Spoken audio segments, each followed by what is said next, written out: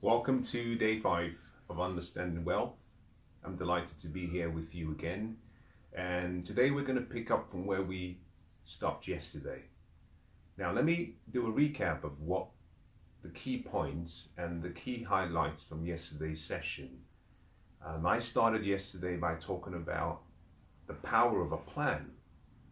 I said in many ways that investing, business, creating wealth, success is all about the plan. And many people hear wealth or prosperity and they refer to perhaps an investment vehicle or investment product or an investment plan, a strategy. And I'm very quick to say it's not about all of that. It's about the plan. And so yesterday we talked about the 3 critical parts of the wealth plan.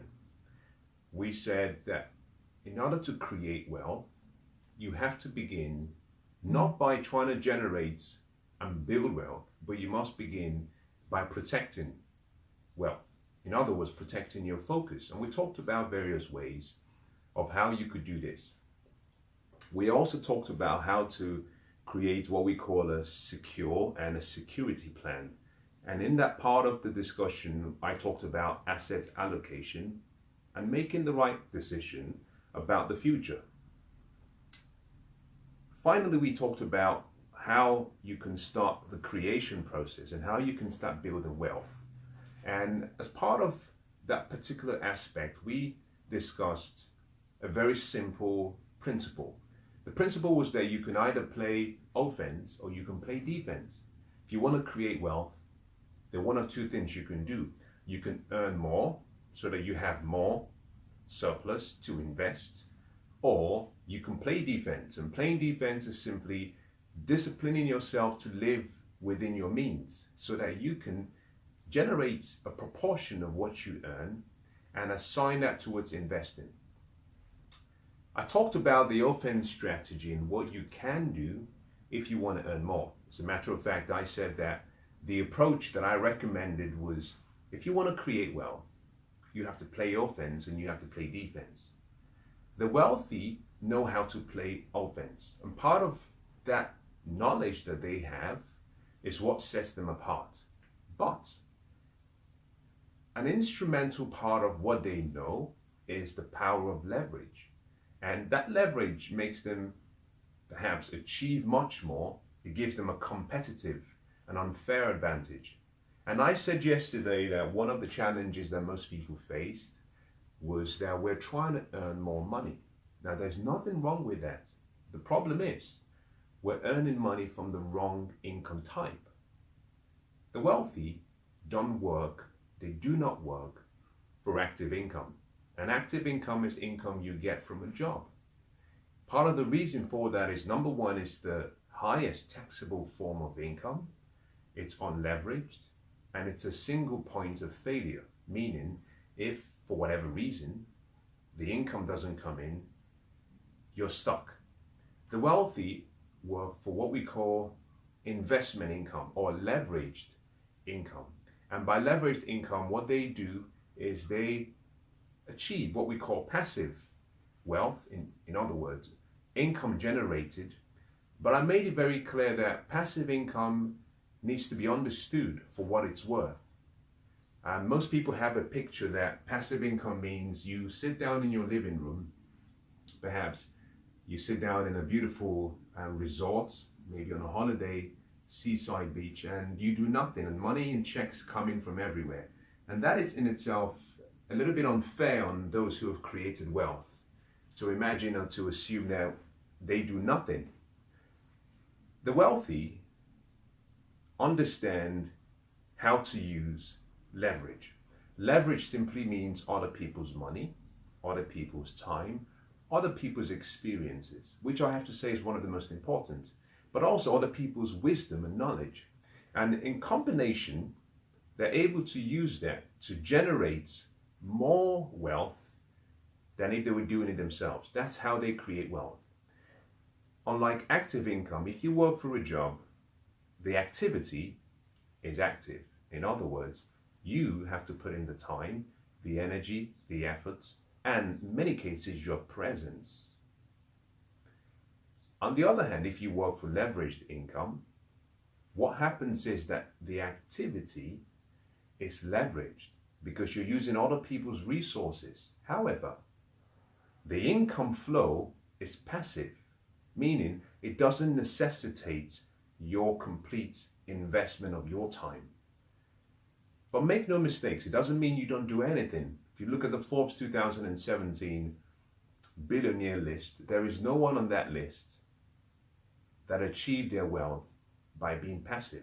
They've all worked very hard to get it. So at the start of the process, you will have to put in the discipline, the sacrifice, the hard work, the commitments, the consistency in order to build a level of wealth. And then once you build that wealth to a certain level, in combination with so many leverage options and in combination with some of the rules of the rich, then you can start creating multiple sources of income. So in today's session, what I'm going to do is pick up from where we stopped. Now, we had talked about the offensive strategy, and I gave you some ideas and some ways through which you can earn more from a job if that is what you want. My recommendation, however, was why don't you work smarter and then channel all of that energy, time, and focus to creating wealth, because wealth is created in many cases part-time. You can still keep your full-time job. You don't have to resign. You don't have to become an entrepreneur. But if you want to be wealthy and be an employee, you have to learn the game of money. By that, I simply mean you have to learn the rules of money. And you can do that part-time by investing a portion of your time every day, a portion of your energy and resources to becoming a skilled investor, because wealth is created by investing. It's not about saving. It's not about wishing. It's not about anything else. It's all about taking a portion of what you have, which is a seed, putting that seed in good soil, which comes from identifying what is good soil from bad soil. That comes through wisdom and study. Once you've planted the seed, it's about protecting the seed, nurturing the seed, but also taking the returns from the seed, the profits you're generating from the little investment you have, reinvesting it in the soil, and that's what you do by watering the seed, and then over time it creates a harvest. Now, that's where we concluded, that's where we stopped yesterday. In today's session, I'm going to be talking about two very important parts of the entire wealth creation process. I'm going to be talking about how you can play defense. Wealth needs to be understood for what it's worth.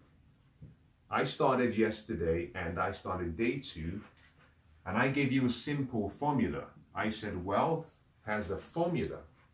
And Wallace Wattle said that you don't achieve wealth by doing certain things. He said you achieve wealth by doing things in a certain way. So in other words, you can bring two people, and I use myself as a reference point. If I look at my past and I look at my present, it's the same person. But I was doing, in both cases, you might say the same thing. But in my present, I'm doing things in a specific way. So you can bring me two people doing exactly the same thing. The difference between both of them is that one of them is doing things in one way and the other is doing things perhaps with more purpose, with intent, with focus, with a burning desire and passion, with excellence. So it's less about what you do, because the world is filled with people who are doing the same thing but achieving different results. And so I gave you this formula. I said the formula for wealth is simply, when you earn, the first thing you have to do is you must invest. That's the first thing you must do. Only those who are compulsive investors become wealthy. It's really that simple. It's not, I'm not being judgmental. It's really that simple. Savers don't become wealthy. Investors become wealthy. Now, once you've invested, then you can spend. then you have the permission to spend all you have left. And you can have a great life then. You can do whatever you want to do. But the key thing is, what do you do first after you earn? I gave you a formula as well for poverty. This was a formula that I used for so many years.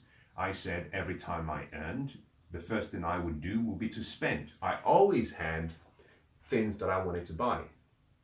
A lot of the times, in a lot of cases, I was buying liabilities. I was buying things that depreciated in value, but also created an expense.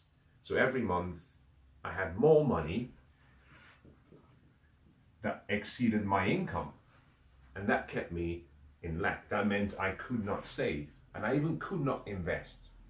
Now, once I was done spending, whatever I had left, I saved. The problem was, and the problem is, if you subscribe to this method, you have very little left to invest or to save. So if you want to be wealthy, subscribe to the first approach. In today's session, we're going to be talking about how you can make this dream of financial freedom a reality. The first thing I'm going to talk about is what I call a 65-35 plan. My 65-35 plan.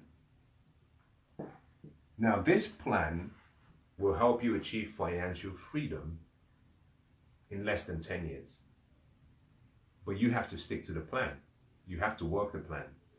And I'm going to explain both sides of the plan because they represent specific information. In playing defense, you're asking yourself a simple question.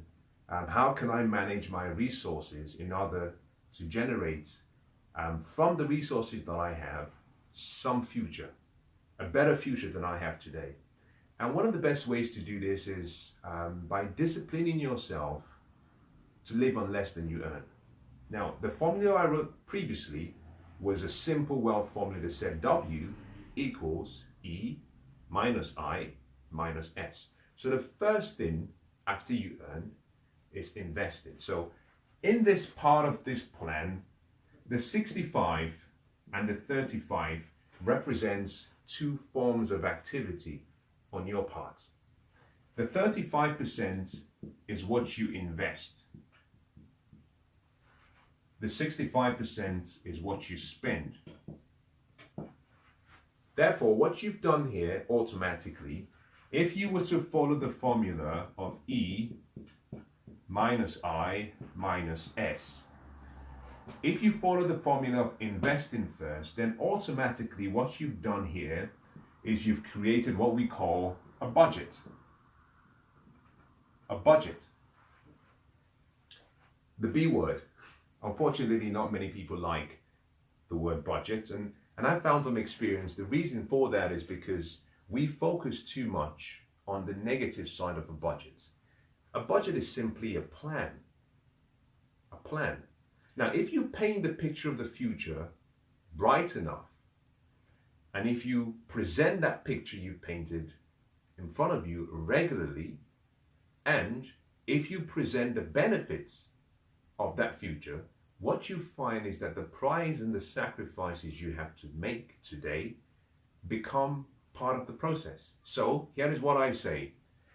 There's a price to be paid for success, but there is a promise that comes with success. To achieve the promise, you have to pay the price. The price must be paid in full. The price must be paid in advance. The price is due every day because success is leased. Success is not owned. Every day you have to pay the price. However, if you have a purpose, then the price you have to pay becomes a process, and joy is found in the process. It's really that simple. It's not the destination that is important. It's who you become in pursuit of the goal of financial freedom. I often say to people, set a goal, set a dream so big that it terrifies you, but at the same time, it inspires you. It gives you hope. It gives you something to aim for. Set a goal so big that it terrifies you, it scares you. because it's big and grand, but it inspires you. But more than anything, set a dream big enough that you're willing to fail for. A lot of people will not achieve success, not in this life. And part of the reason is simply because, and I find that to be very sad, part of the reason is because of what other people think. A lot of people are afraid of the F word, failure. And my recommendation every time I speak to people who are afraid of failing is simply, your dream is not big enough. You haven't found a dream worth failing for, because in this journey we have, there's only two people. There is you and there is the inner you. Everyone else is commentary. So as long as you're confident that your inner self and how you feel and the dreams and the goals you want are consistent with your outer self, then that's all that matters.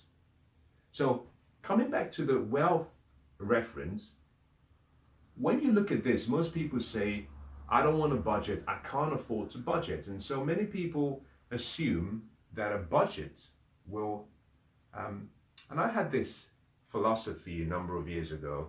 I often thought that a budget was there to deny me of what I had worked hard for. Until I sat down and I asked myself a question. Are you willing to deny yourself of some of the pleasures and some of the excitement in the present? In other words, are you willing to delay gratification in order to create a future of your dreams? A future where you can wake up every morning and you're not in debt, you don't owe anyone, you're not thinking about money. And even if you're thinking about money, you're thinking about how you can multiply it. But a future where you have freedom. And it was that statement that allowed me to create a purpose. That purpose became my reason. So I usually say a budget is simply a plan to help you achieve your dreams. So once you've assigned 35% to investing, the balance you have to live on. Now I'll deal with that shortly. But first of all, we're going to deal with the first part of the plan, which is about investing. The 35%, because there are specific things you have to do with the 35%. Now, the first thing that we're going to do here is try and understand how you allocate that 35%. Wealth, like I said in session number 1, in many cases deals with the distribution and allocation of resources strategically. So this 35%, what do we do with this? Now this is for investing, remember?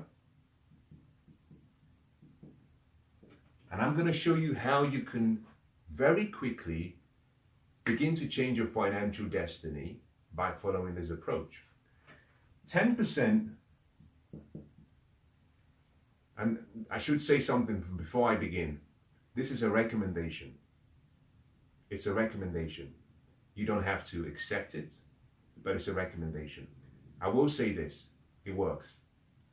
10%, I would say, for charity, or for what I call tithing, which is you give back 10% of what you have for good cause.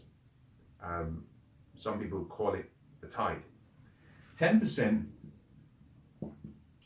is for what we call pay yourself first, is the principle. Now I talked about this in session 1 and partly in session 2, and I said the ancient Babylonians came up with a very, very interesting concept.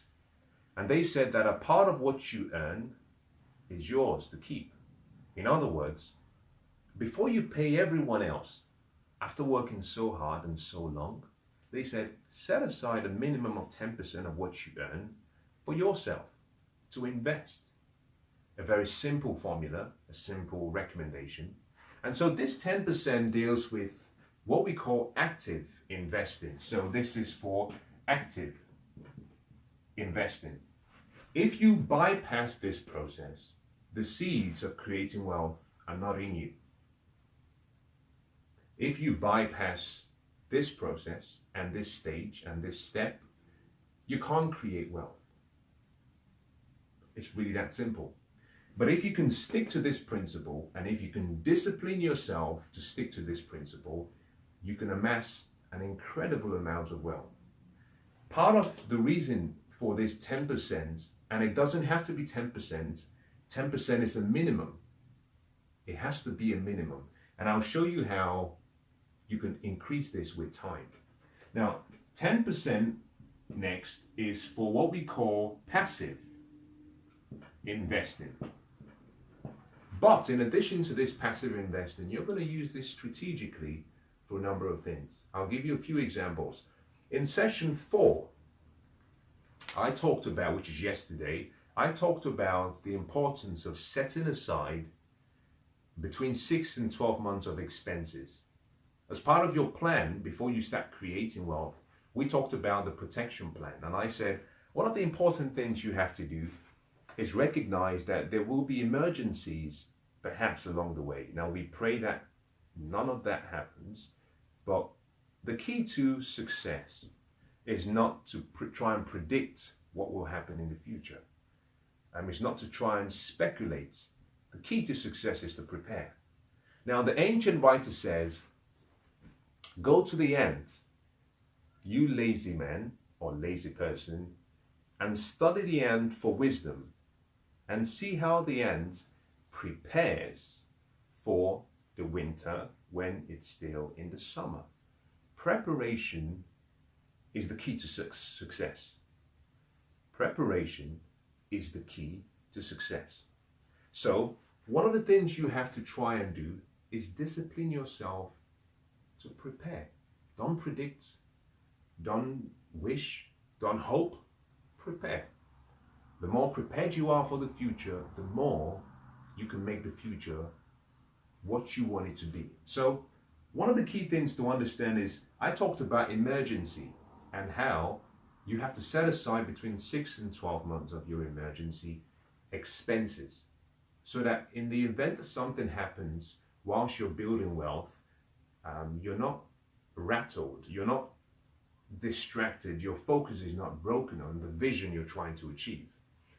So this passive investment, we call this fund. So, this is a fund, a charity fund, an active fund, a passive fund. Part of this passive fund will be used strategically for a number of things. Number one, if you're starting this journey and you're trying to build your emergency fund, you can assign a portion of this passive 10% towards building that 6 to 12 months of expenses. That's what I would recommend you do first, especially if you've made a decision that you want to have money in cash. Now, I talked about emergency provision and how you can set aside money for emergency situations yesterday, and I talked about 2 methods you can use. One of them was money, as in equity, cash. The second was debt. I'm not going to go through that today. If you want more information, you have to listen to yesterday's session on day 4. But this passive fund can be allocated towards emergencies, building that emergency fund. In addition to this, if you're in debt, we have to eliminate all debt.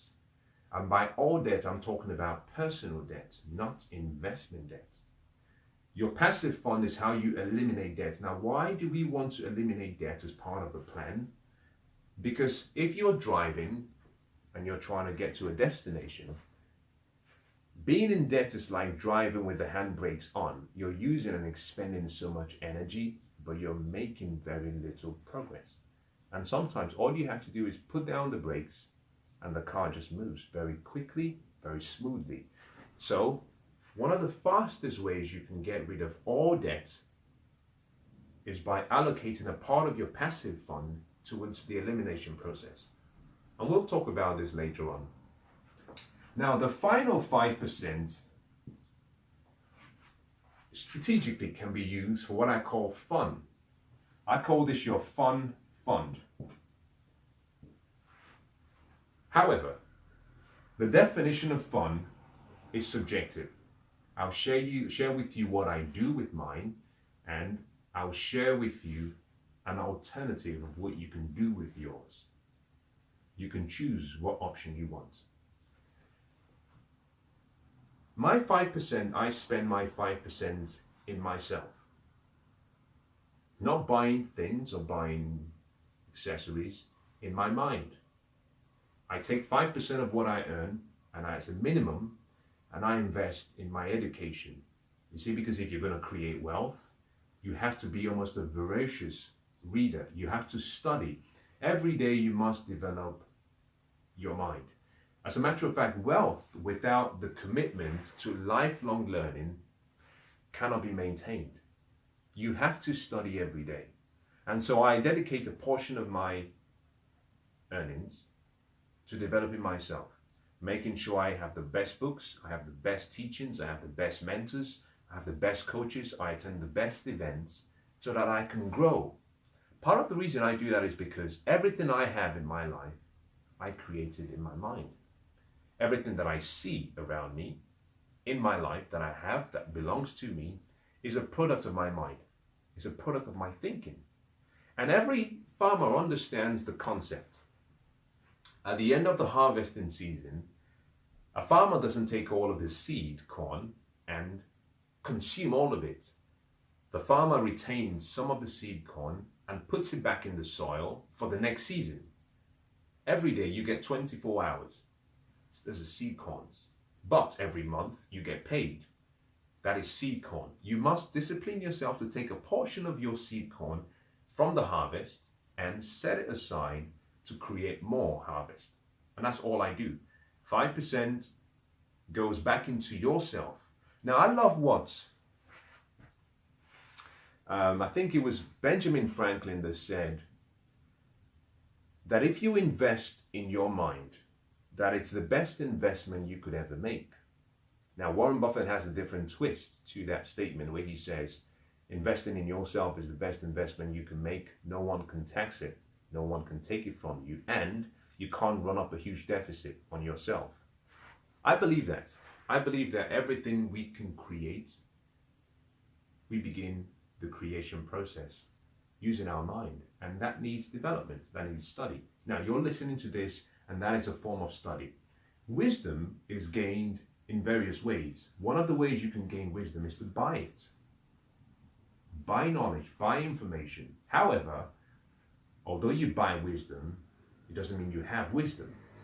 The way you get wisdom is then through study, because through study, you increase your understanding, you increase your awareness, and through the increase of understanding and awareness, you change your habits, you change your conditioning, and that changes your activities and your actions, and that creates more and better results. So 5% of the entire plan, of this entire 35 plan, I believe that the 10% for active investing and the 5% to invest in yourself, in my opinion, perhaps will be the top amongst all of them. They're critical. The fund of 5% can also be used in a different way.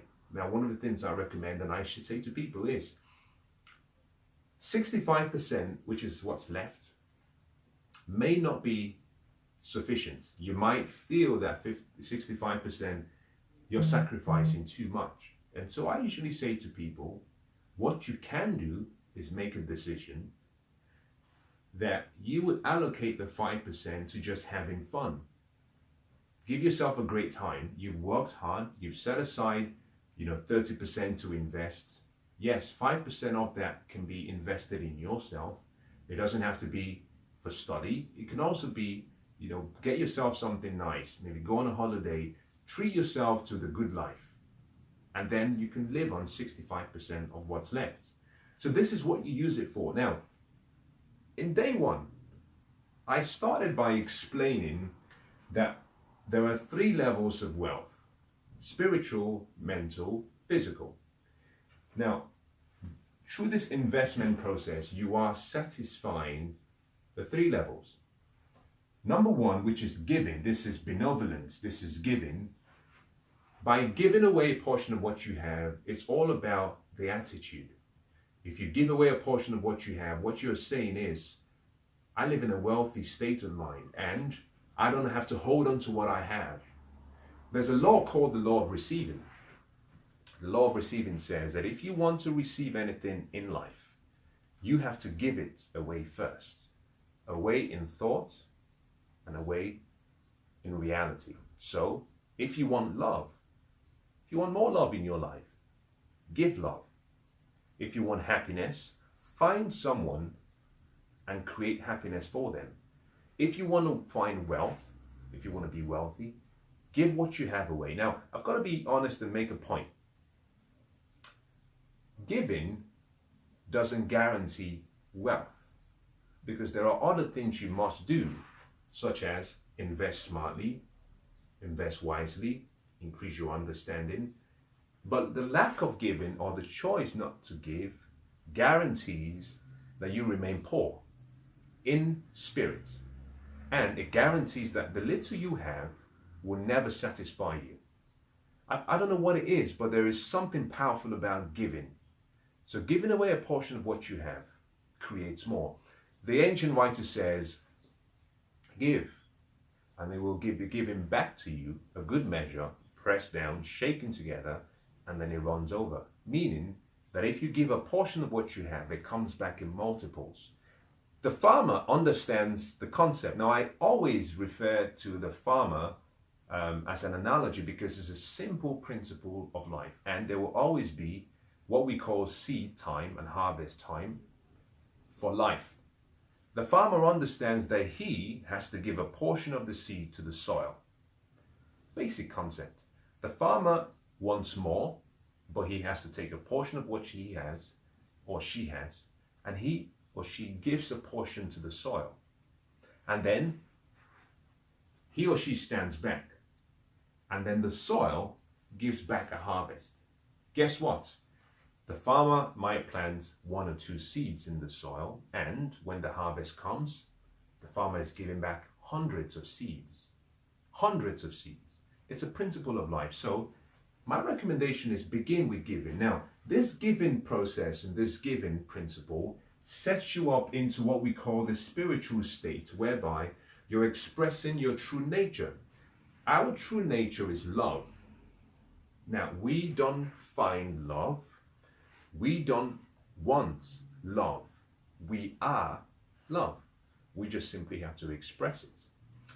And love is expressed through giving. As a matter of fact, the first sign of love is the desire to give. Think about this. The first sign of love is the desire to give. So by giving away a portion of what you have, you set up the first level of wealth. You set up this level of abundance where you're saying, I'm not in lack. Remember, freedom is what we're trying to achieve here, financial freedom and wealth. But freedom is not simply expressed in time and money. The question is, are you free in your mind? I know people who are financially free, they're wealthy, but every day they're trapped in their mind because they haven't experienced the spiritual level of wealth. They worry too much about losing the little they have or the much they have because they're not living in a state of abundance. They're not living in the spiritual level. So 10% helps you deal with that spiritual level of wealth. The 5%, which is about investing in your mind, helps you deal with the mental level of wealth because it's now helping you develop your mind. By study and increasing your understanding and awareness, one of the things you do is you start to create a better, what I'll call mental muscle that you have. You start to develop one of your higher faculties, reason, the ability to think. But also, it helps you develop a second higher faculty, imagination. Now, if you've ever read a book, I'm sure you have, but if you read regularly, one of the things I love about reading is reading helps you dream. Now, you might not know that consciously, but that's what it's helping you do because every author is painting pictures using words and they're drawing you into their own world. By doing that, you're using your imagination. So you can read a novel and they talk about a dark, cold evening where a taxi was waiting for, and automatically you're reading a book in your home, in the comfort of your loved ones, and you're transported into this scene in the 1900s or in the 1970s, and it's a dark night and a taxi. You've been moved. So what has happened there is simply you're present, but your imagination has moved and traveled through time. So the 5% helps me get into the mental level of wealth. Now the physical level of wealth, which is expressed through one of many forms, one of which is material wealth, is how you achieve the passive and the active investment, is how you achieve the physical level of wealth of creating money. This is then you take a portion of what you have and you invest it wisely. So you see the 35% of the 65-35 plan is strategically used to achieve a particular aim. It wants to get you into how you can live on 3 levels of wealth, but more importantly, it helps you become wealthy. Now, I've talked about 10, 10, 10, 5, and I want to say this. The plan is not about percentages. It's about the heart. So you can start with 1% for active investment, 1% for passive investment, 1% for giving, 1% for fun. It's not how much that counts, it's the habit. The key here is start and commit to doing it. I'll give you a good example of what I suggest. If this is too much for you and you start with 1%, if all you did was decide that every month you would begin the new month by increasing by an extra 1%, it means before the year is over, you would have raised your 1% back to 10%. So you can start, as a matter of fact, you can choose to just start with giving, just giving only. Let's say you can't afford this, no problem. Start with giving. Increase it by 1% every month until you get to 10%. The reason is because I found when you start slowly, what you find is that you can still maintain the lifestyle that you want without really feeling that it's crunching you.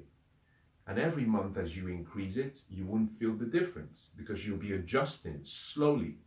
When you get to 10%, then maybe you can move and start 1% for active investment. You can do that every month until you get to 10%. Then you can move to 1% again for passive. The key is consistency, the discipline of consistency. That is how you achieve goals and dreams. Now, this is the 35% part of the entire wealth building plan. Here is the point. The charitable giving goes out automatically. That's the best way to have it done. The active, you want to set it up automatically. The passive, you want to set it automatically. And then the fun, obviously, that's something you're going to have to do yourself. The key is automation, because automation eliminates discipline. Automation eliminates discipline. Now, part of the reason why most people will struggle with this is they're trying to do it on their own. So they want to get paid and then they want to pay everything out themselves. Why don't you take away all of that from you and set up an automation system so as soon as you get paid, all of the monies go to the respective fund accounts, and then what's left is 65% just for you. And then your 5% for fun. Automation is key. Now, once you've accepted this approach, the next question is, what do I do with the 65%? And I'll show you how you can use that. But I'm not going to spend time on the 65% because it simply needs creativity. I will say this, however, 10% is for active. Once you've paid out your emergency fund and it's fully funded, once you've eliminated all debts, what you find is you have 10% left. Now, in yesterday's session, I talked about a simple principle. The principle was asset allocation. One of the things I talked about is I said that it's really, really important that you do not put all of your eggs in one basket when you begin your wealth creation process. Reason is simple. Yes, diversification is a protection against ignorance. Yes. However, that only applies if you're financially intelligent. If you're not financially intelligent yet, diversify. If you're starting your wealth journey like I did so many years ago, there was so much I didn't know. So every investment you go for at the early stage, except you have sound advisors, except you're following specific guidelines from people who are successful, from people who are wealthy, except you have someone who is kind of guiding you and making sure that you don't make the wrong decisions, what you might find is that even though you've made what you consider to be the right decisions, they could be wrong. Now, even the best investors make mistakes. So it's not beyond you to make a mistake. And I've made so many mistakes when it comes to investing. And so I say this from a place of having experienced the pain of going all in on a particular investment. One of the fundamental things about creating wealth is this. Number one, pay yourself first. Once you paid yourself first, you must then find an investment where you can put that payment into, but you must do it under the counsel and with the guidance of people who are experienced and people who are already achieving great returns from that investment vehicle. Number two. Number three, you must then reinvest the returns so that it compounds. Now, compound interest, Albert Einstein said, is the eighth wonder of the world. You take the capital you have, you invest, it creates dividends, it creates royalties, it creates interest, it creates some level of profit, but you don't spend the profit, you reinvest it. And over time, it starts to multiply.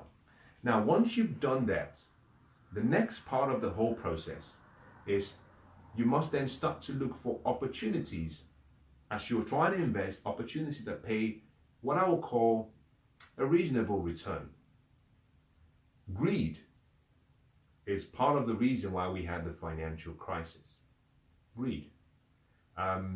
You will be tempted along the journey of wealth. There will be opportunities that come your way that seem too good to be true. The returns will be very good. 20%, 25%, 30%. And you will also get opportunities that are reasonable, 10%, 15% more conservative. Your decision becomes what I'll call more interesting based on what you choose to do. And so yesterday I talked about spreading your investment portfolio so that you go for what we call growth. So you might find an investment vehicle that pays 8%. It's consistent, it's steady. It could be property investment, it could be real estate. Maybe over the last 10, 15 years it's been consistent. Over the next 10-year projection it's consistent, but it's not sexy enough. It's only 8%. It could be 7.5%. You might then find another investment vehicle that offers you 17%. However, in this particular instance, it might have higher risk. Now, I'm not suggesting that high risk refers to, really, or rather high returns refer to high risk. All I'm saying is that there are some investment vehicles that offer higher returns, but they come with a high level of risk. You have to know which is which and know how you allocate your funds. So the passive investment fund of 10%, you can make a choice. I'll tell you what I decided to do when I started my journey. When I started my journey, this active investment fund was for a particular investment vehicle. The 10%, I then split the 10% and I diversified it so that I had a portion in what I would call maybe high return and another in a different investment vehicle. But as I started to increase my financial understanding and education, I started to understand the advantages of various different investment vehicles, but more importantly, I started to notice that there was a particular investment vehicle that I found that I had the most passion for. And here is the key. Passion is important. Because if there is something that you have an interest in, if there is something that you enjoy, what you find is that you are willing to dedicate the time to study it. If you don't enjoy a particular investment vehicle, the chances that you would do well, if you're managing it yourself, is very low because you don't have, there's no interest. So I found in my case that I started to develop a better understanding, and I started to develop a much higher level of interest and passion for particular vehicles. So I decided to focus. I had increased my understanding. I had developed my understanding and intelligence in that vehicle. So I moved all of my energy towards that particular vehicle. Not all of my investing, but all of my energy. And that's what you have to do. So you have two options. Once you've paid off your debt and paid off your emergency fund, you now have 20% to invest. And in my opinion, if you want to become financially free in less than 10 years, you must be investing a minimum of 20% or more. 10% will get you going. It won't get you there in 10 years. It wouldn't. 20% is a minimum. And I'll show you how you can do this very easily. Now, this deals with the 35% section of what we're talking about today. I'm going to move very quickly to the other part of the plan, the 65% part of the plan. And I'm going to show you how I was able to discipline myself to do this. Most people hear 65% and they say it's impossible. I cannot live on 65% of what I earn. For many people, that might be reality. That might be the case. Maybe you have so much going out every single month that 65% is too much to ask. My response is always the same. My response is, if you think you can, or you think you can't, as Confucius said, you're right. If you believe you can't do it, your mind, which is your greatest asset and your greatest liability, will self-sabotage you. You will find 1,000 reasons why you can't make this work. On the other hand, if you come from the point of view where you're saying, I know it's difficult for me, but I believe I can make this happen, what you find is that your creativity starts to soar and you'll find ways to do it. But I want to share some ideas with you. I'll take you back 2 days ago. In session 2, day 2, I talked about an important principle. I talked about how you set your financial vision. And one of the things I talked about was how you have to discipline yourself to reduce your expenses, because your habits is really what makes you poor or what makes you wealthy.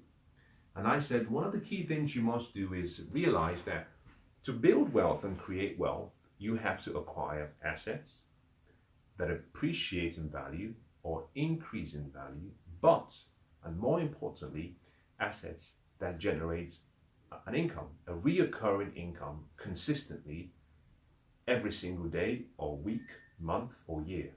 So you need assets that appreciate in value, but they create income. And then you must minimize liabilities that depreciate in value and cause an expense from you every month. And one of the things I talked about in day 2 and session 2 was simply that I had to discipline myself, whereby I had to reduce my expenses.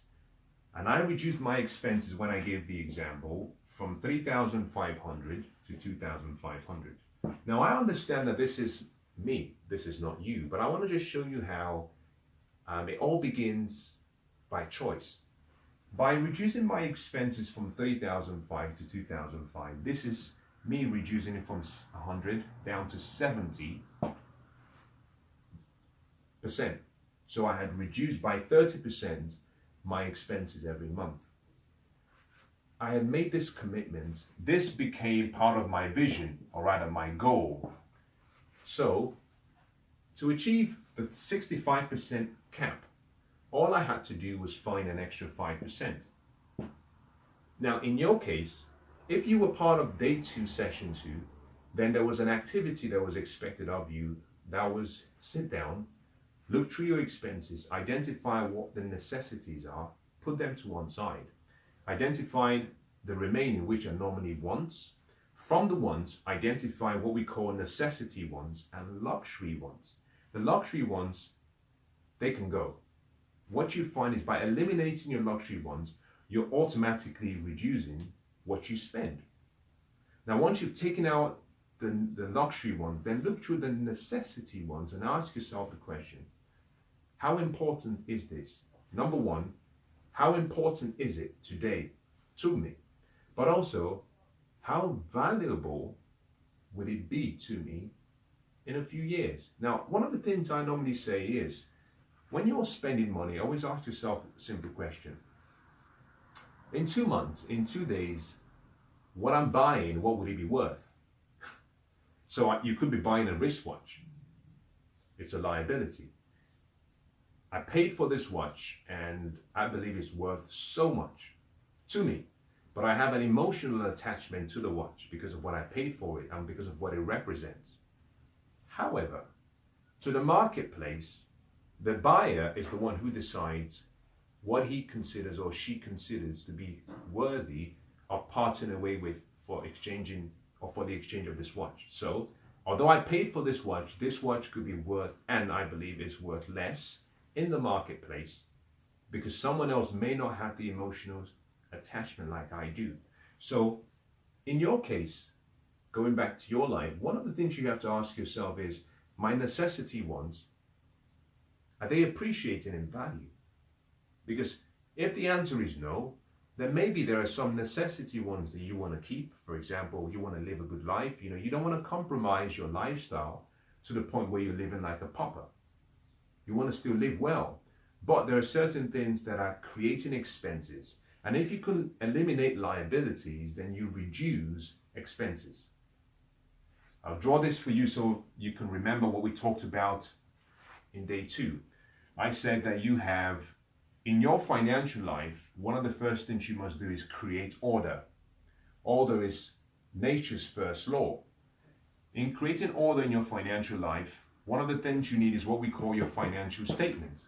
Your financial statement comprises of a document, and in a pictorial form, it's simply income, expense, liabilities, assets. Liabilities create expenses and the expenses flow away from you. Assets, good assets, create income and the income stays with you. So if you can reduce your liabilities, you reduce your expenses automatically.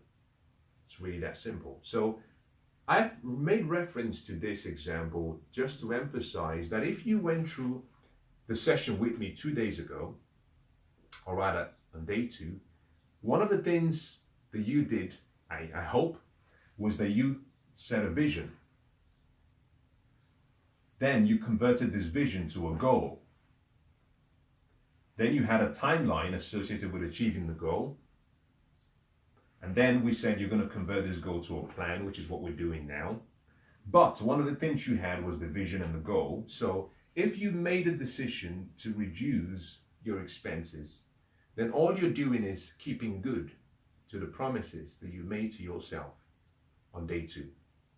Now, the 65%, I'm going to go back to this and talk about this briefly before I draw this to a close. The 65% part of your plan needs to be used strategically.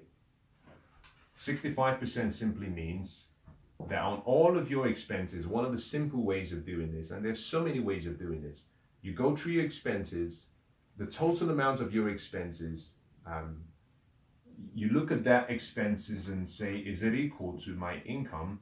Is it greater than my income? Is it less than my income? The degree of sacrifice you have to make will depend on what category you fall under. If your expense is equal to your income, then what you have to do is put a 0.65 cap on your income, meaning this becomes your expense. You cannot spend more than 65%. So if you were to list out all of your expenses,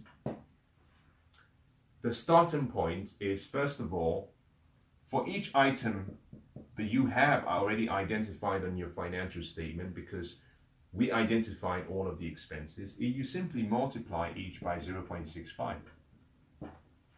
That becomes the maximum cap. Now, this does one thing for you. It ignites your creativity. So, for example, your expenses will have what we call fixed expenses and variable expenses, or what I call standard and non-standard. Part of your expenses, there will be liabilities. One of your liabilities could be maybe a car loan, your mortgage, The car loan or the mortgage might have a monthly expense. Maybe you have a £200,000 mortgage and you have to pay £800 per month. You can't reduce the £800 per month. So those particular, what I call fixed expenses, may not be able to change. Some might be, for example, your utility bills could be reduced. You might find ways to make it more efficient. You might call the company and say, I've been with you for a while. Is there anything you can do? It all comes down to making a decision to try. You can't change your mortgage or your fixed expenses, so some of them will stay, they can't change. The ones that can change, you can apply the 65% cap, but you might have to offset with the ones that cannot change. So it's about playing with the numbers, but you have to establish, especially for your fixed and some of your variable expenses, the maximum you would have to spend. Yes, it's a bit daunting. Yes, it's challenging. But by making this process more, what I'll call more purposeful, what you find is that the sacrifices you're making will seem really pale in comparison to the gain you're going to have in a number of years. Now, this deals with the 65% part of the plan. It's very simple, it's very powerful. One of the things I want to share with you is a very simple way that you can start perhaps making that 65% feasible. I used to travel to work every day, and when I got to work, I would get breakfast. I would spend about £4.95, call it £5 to make it a round number.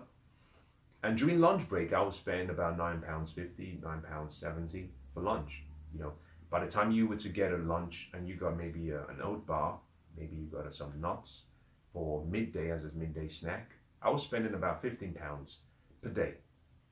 I made a decision because I had to achieve my dreams, my goals. I made a decision to start going with a packed lunch and breakfast. So, you know, rather than go to the shops and buy my porridge and a drink, I would take it from home. I was having more portions than I could get from the shops. I was having it the way I wanted it to be. So I wasn't compromising. I just had to prepare the meal, maybe the night before, and pack it up. But by making that decision alone, I was saving £10 per day. £10 per day over 20 working days in a month is £200 per month.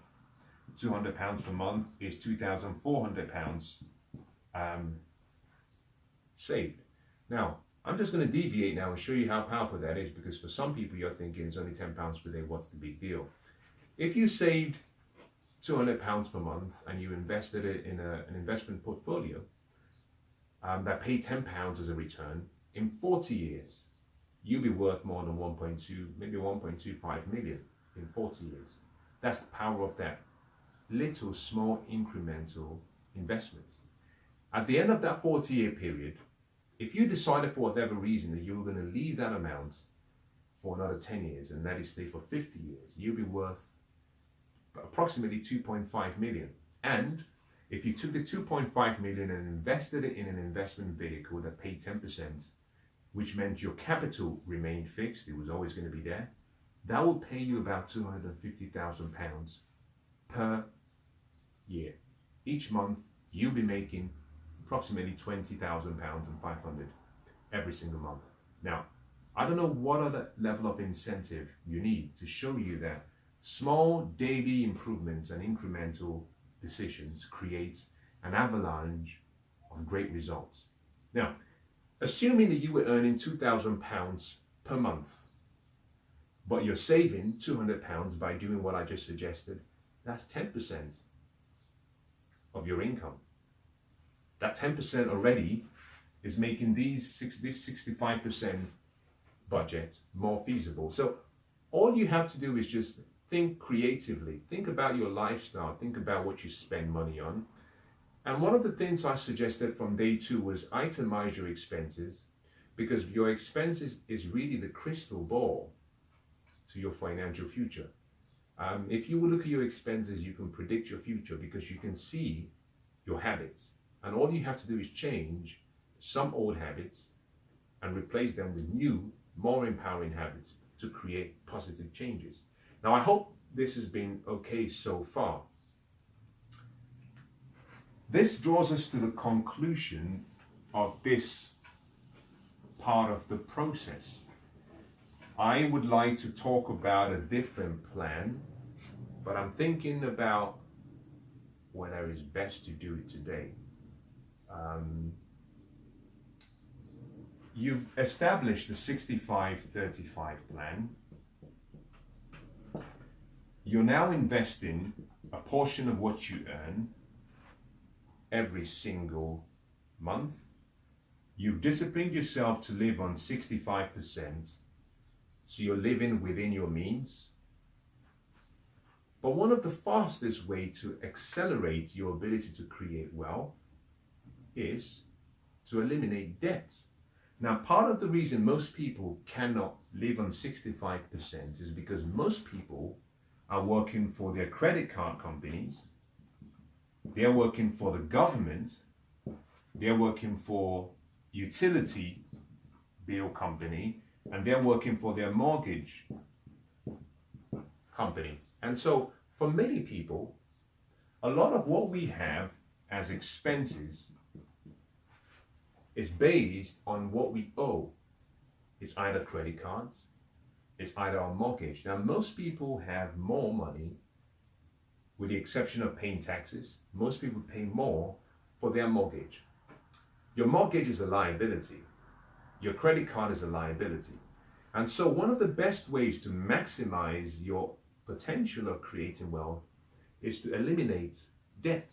So what I want to share with you, time willing, I'm going to try and maybe go very quickly. What I want to share with you is how you can eliminate all debt. But to do this, I'm going to share with you what I call the good plan. The good plan. G-O-O-D. The good plan. The good plan simply refers to get out of debt. That's all it means. That's all it stands for. However, let me start by making a few clarifications. I'm not talking about all forms of debt, because not all forms of debt are created equal. There is good debt and there is bad debt. Debt will make you wealthy and wealthier and rich, but debt will make you poorer. You've got to distinguish between both. The good plan is referring to personal debts. Personal debts. And personal debt is what we call bad debt. Personal debt is debt you get into, particularly in most cases, for instant gratification desires. It's the car you've seen that you like. It's the beautiful dress you've seen in the shop window that you like. It's the shoes, the accessories, the equipment, the toys, the boats. Bad debt is debts that you get into for personal use and for personal reasons, and you acquire items. Those items depreciate in value, for example, a car, but also they create an expense every month. So we call that liabilities. So bad debt is really debt you get into for liabilities. Good debt, on the other hand, is debt you get into to acquire investments, businesses, assets that appreciate in value, but they also create an income. Now, part of that decision you get into to acquire investments is primarily founded on you wanting to serve more people, create more value for people. And as a result of making that decision, what you find is, because you're solving a problem and creating value, you're compensated, and the degree of your compensation far exceeds the expenses and the trouble you go through to get the debt. And so overall, you get a net profit, makes you wealthier because the asset improves in value. So I wanted to start by making that clarification so you understand. I'm dealing with, in this instance, personal debt. For many people, it's like a chain holding them back from making any progress. And I can give you the best of plans. The 65-35 plan works. I can give you strategies for investing. But if you have a debt problem, and it's a severe debt problem, you've got to deal with that first. Now, let me start, before I show you how to get out of debt, let me start by making another point. Debt, personal debt, is not the problem. If you're in personal debt, that is not your problem. Debt is not the problem. Debt is a symptom that there is a problem. And until you fix the problem, it remains and it will come back to haunt you. So a lot of people are trying to fix the symptom, but they haven't dealt with the problem. And until they focus on the problem, they can't break out of that experience they keep going through. I want to make that point because what I'm about to share with you is how to fix the symptom, not how to fix the problem. I'll deal with that much later on in the World session and the World Series, but I'll make a few references so you understand what the problem is. Now, this is my opinion, this is my view. If you find yourself in personal debt, and it's a reoccurring experience, and you've been in there for a while, it's one of three basic things. Now, I used to be in debt, so I speak from experience, and I'm not speaking from theory. I'm not speaking from philosophy, I'm speaking from experience. If you're in debt, it's one of for three reasons. Number one, it's an indication that there is a lack of wisdom. It's a wisdom problem, meaning you don't have a good understanding about the purpose of money, and therefore you're abusing money, meaning you're abnormally using money. Number one, it's a wisdom problem. And until you change that ignorance and replace it with wisdom, and until you increase your understanding and awareness, you will always be controlled by your habits. Now, number two, it's what I call a conditioning. It's a habitual problem. If you're always in debt, it's a sign that you have poor money habits. Your habits control your life. A lot of habits, we call that paradigms. So debt is an indication that you have a paradigm or a group of habits and a conditioning that controls you. So some people know that debt is not good. Intellectually, they understand it. They can sit down and tell you why it's not right. They can tell you what the disadvantages of being in debt are, but they keep getting into debt. Now, you might think and stand by them and say, what is the problem with you? Intellectually, they understand. Subconsciously, they're being controlled by a habit. And until you break that habit and change the habit, you remain in debt. Now, I said something in day one. I said, you don't create changes in your life by trying to repair an old habit. If you want to get rid of a habit, you don't do that by trying to change the habit. You get rid of a habit by creating a new habit. The new habit then renders the old habit obsolete. The new habit displaces the old habit. It's called the law of displacement. So you substitute one habit with the other.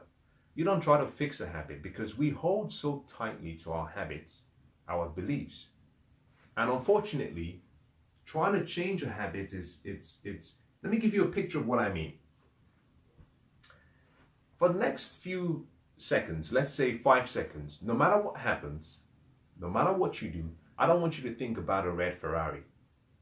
Don't think about a red Ferrari. Don't even see a picture in your mind, no matter what happens. For the next 10 seconds, don't think about a red Ferrari. Now, if you're sincere with yourself and me, what you find is that as soon as I mentioned the word red Ferrari, that picture came into the screen of your mind. We think in pictures. That picture remained in your mind. The more you were trying to push the picture away, the more it stayed. You can't push away a thought.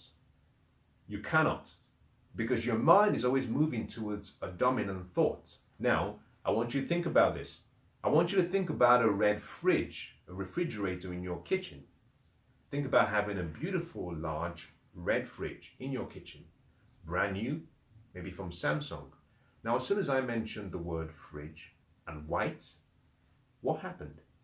You've moved away from that first thought of a Ferrari and a new picture has come into your mind. We call that displacement. You displace one thought with another thought.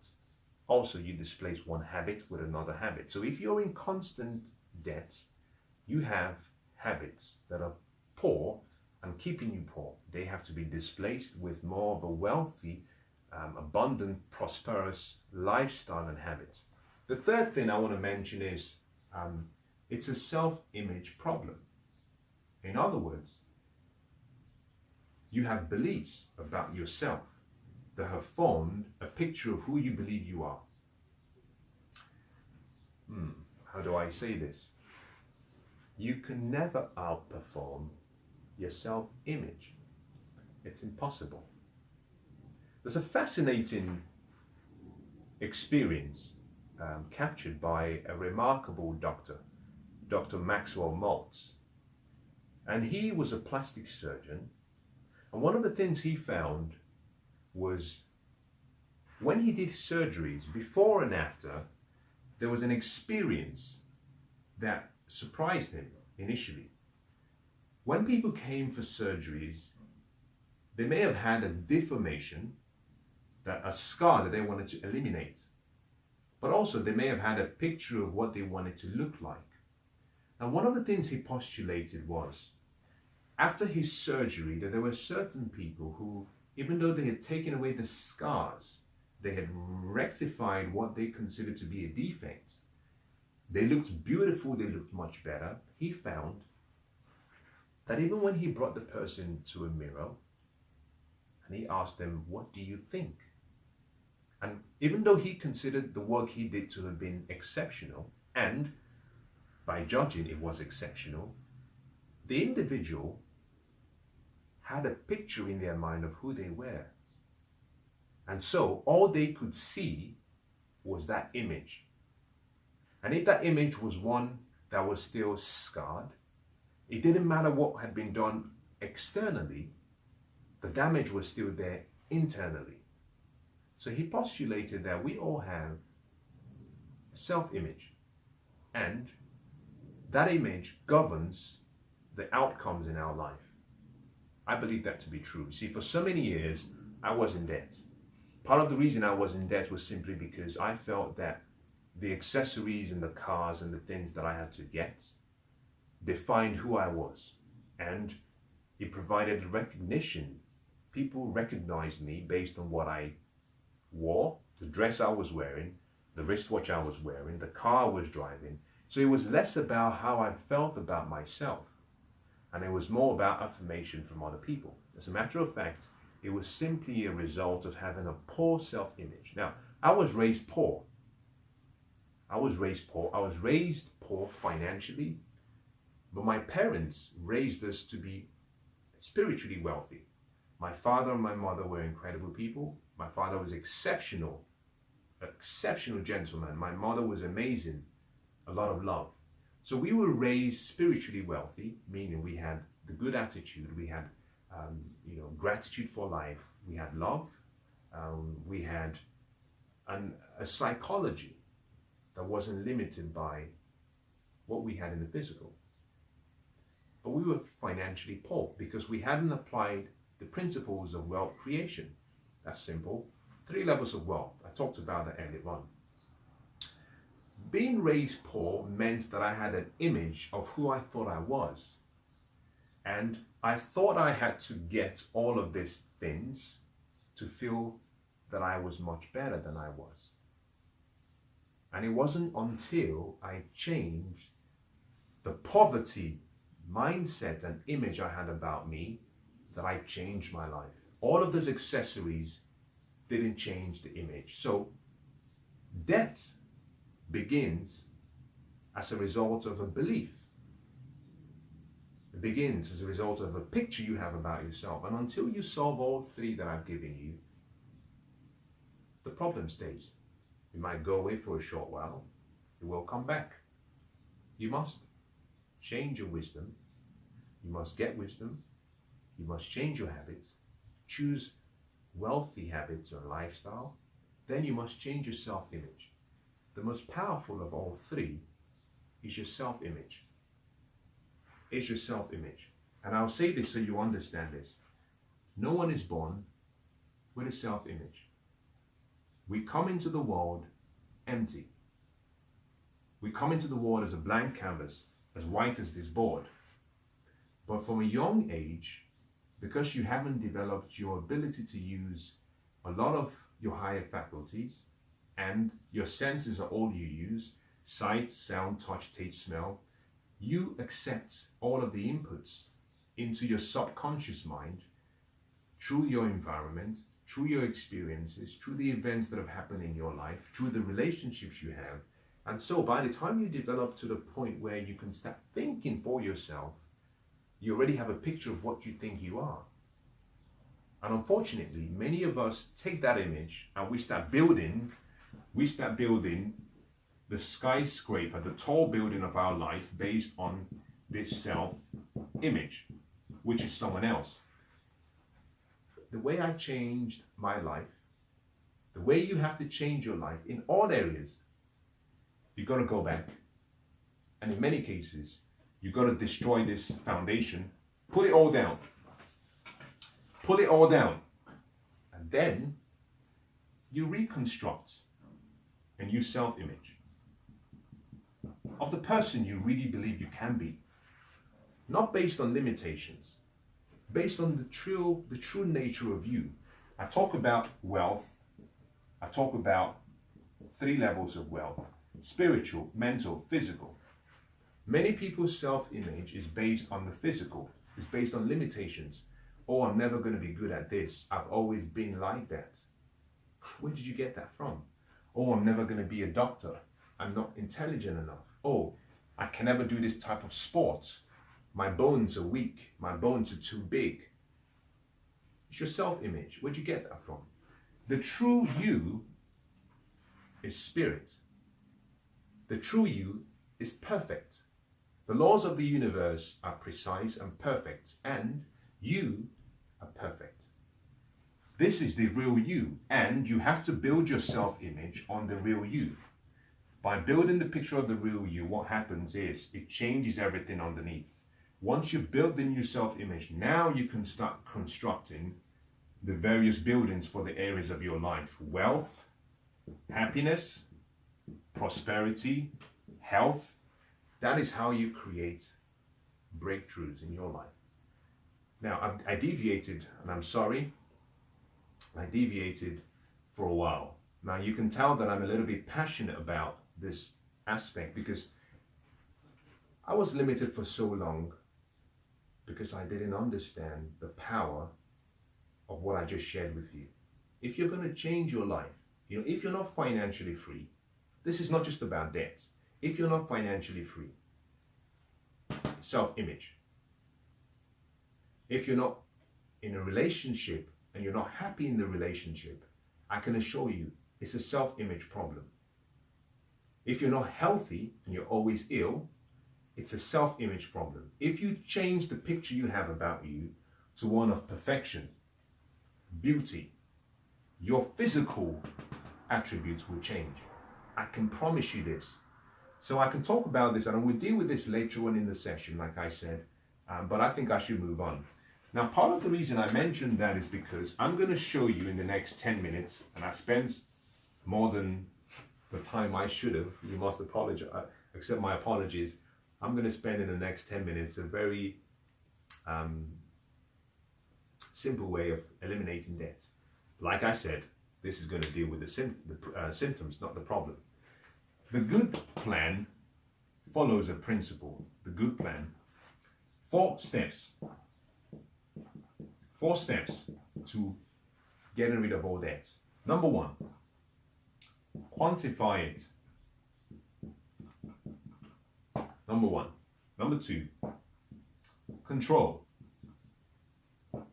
Number 3, reduce. Number 4, eliminate.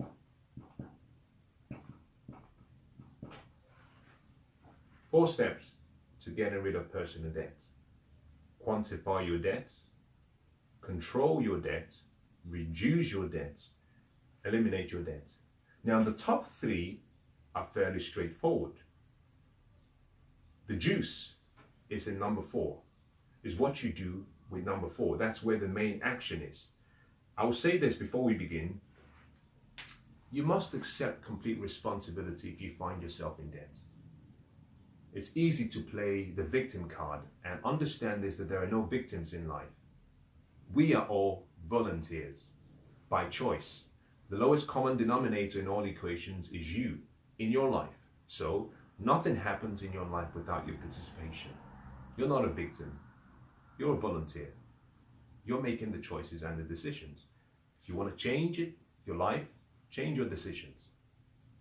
Remember this, that you don't have to live the next 10 years like you've lived the past 10. Only by choice. Accepting responsibility is the most difficult thing to do. Because now you're saying it's not my mother, it's not my father, it's not the government, it's not the economy, it's not the credit card company, it's not bad luck, it's not destiny, it's me. Ooh.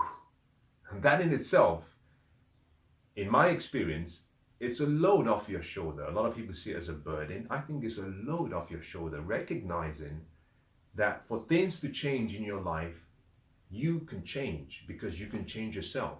You see, I found that things seldom change. Now, if you're waiting for someone else to change, if you're waiting for the economy to change, it's going to be a long wait. However, just the knowledge that I can change things by changing myself, I find that to be really empowering, because I can make the right choices and the right decisions, and I can take the right actions right now. So the first thing I'll say is accept complete responsibility for where you find yourself if you're in debt. Once you've accepted responsibility, we begin with number 1. Quantify your debt. Now, what does that mean? It means sit down and itemize your debt. Make a list of what you owe. You cannot manage what you cannot measure. You have to document it. Like your goals, you have to document your debts. I will say this before I go into the detail of this, is that if you're, now listen now, because this is where I struggled for a long time. If your goal, if you have a goal to get out of debt, you will always be in debt. I'm not saying that to be hurtful or spiteful. I'm saying that from experience. If you have a goal, if your goal is to get out of debt, you will always be in debt. The reason is like what I said a few minutes ago, your mind will always move towards its currently dominant thoughts.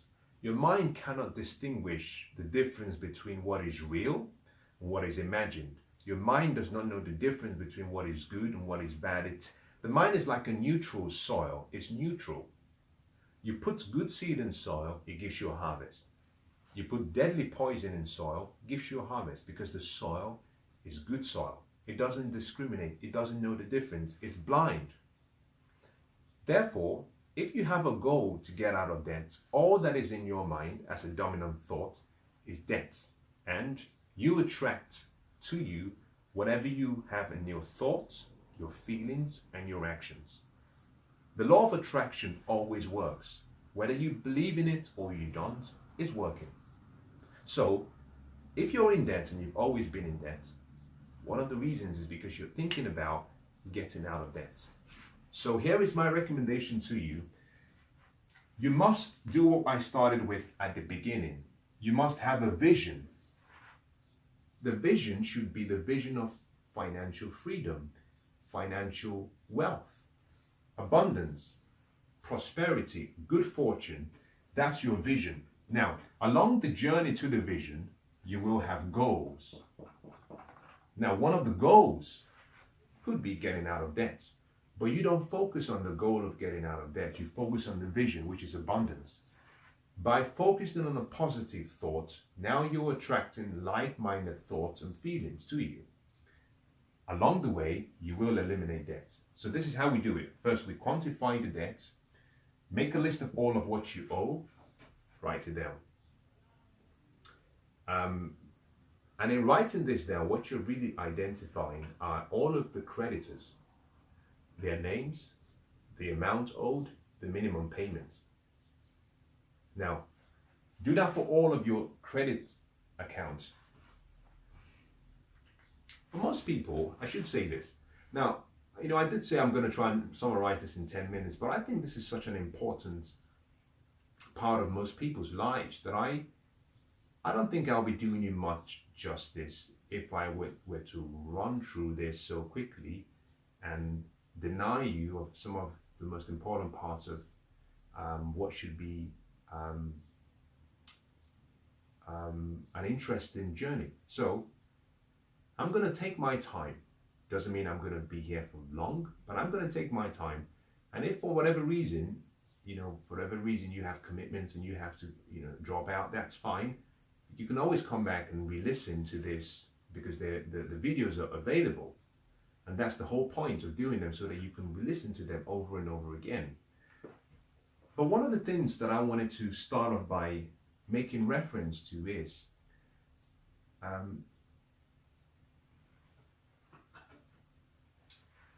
there are 4 parts of the education process.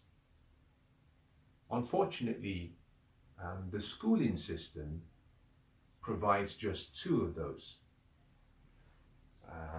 I'm just going to take this out so I can show you what I mean. Now stay with me, because I think there's some great lessons to learn from what I'm about to share with you. There are 4 parts of the education process. The first part is what we call academic education, how to read and how to write. The second part is professional education. And these are the 2 that the schooling systems provide. So we call this formal education. This level of education will create security and it will give you a job. Most of us for so long have subscribed to this. That's all we do. But these 2 are not as important as the 2 that we never learn from the formal route of study. The third is what we call personal development, which is what you're getting right now. You're trying to learn. Personal development is where you get to study about yourself. You study about how to set goals, time management, how to create a vision, how to have purpose, how to have courage. You're learning what we call life skills. But the most critical part of personal development is you're studying yourself. Now, I found during my journey of self-study, I discovered, and I'll talk about this later on in the session when I move into the second level of wealth, I discovered during my journey that I am a really remarkable person. You are a really remarkable person. And one of the gifts that we have is that we have a mind. But also one of the gifts we've been given is what we call 5 senses. Sight, sound, touch, taste, smell. We're taught how to use those 5 senses in both the academic and the professional level of education. We're taught how to read, how to write. So a young child starts by learning. You get a picture and you say something like B-A-G, bag. And you start to teach the child with pictures, how to see. And then the child starts to associate various sensory vividness with what you're teaching them. A tree, an apple. You can eat it, it looks good. So they're learning how to use their 5 senses. But we also have what we call higher faculties. Your higher faculties are important because they deal with imagination, reason, intuition, will, perception. And your higher faculties are more important than your 5 senses. As a matter of fact, to understand your higher faculties, you must begin with personal development and growth. And all greatness is only achieved through exercising your higher faculties, not your five senses. Logic is using your five senses. Greatness is using your higher faculties. And everyone that's changed the world was someone who decided to think, which is reason, or someone who decided to change their perception, which is perspective. The explorers said, we don't believe the world is flat. A lot of people for so long said the world is flat. If you walk to the edge of the world or the earth, you will fall down. And a group of explorers said, we don't agree with that. We think the world is round. And therefore, we're going to go journeying. We're going to take that challenge. And so today we've discovered that the world is round because someone had a different perspective. So those who create changes, you must change your perspective first. Intuition, imagination, your will, which is focus. Until you change how you think, you can't create changes. So the higher faculties help you achieve greatness. That comes from personal development. You're not taught that in schools. Sadly, you're not taught that at home because your parents, obviously, they have to earn a living. And by the time they come back from work, they don't really have a lot of time to sit down and start teaching you about your higher faculties. And many parents, very few people, really understand themselves because they haven't taken the time to study, because they've always been conditioned to think that these two are all you need. The fourth is financial education. And I found a lot of people say money will make you happy.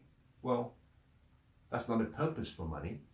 So that assumption in itself is wrong. Money is not there to make you happy. Money has a purpose. Understand the purpose of money. The purpose of money is to create experiences for other people and yourself, to make their lives more comfortable.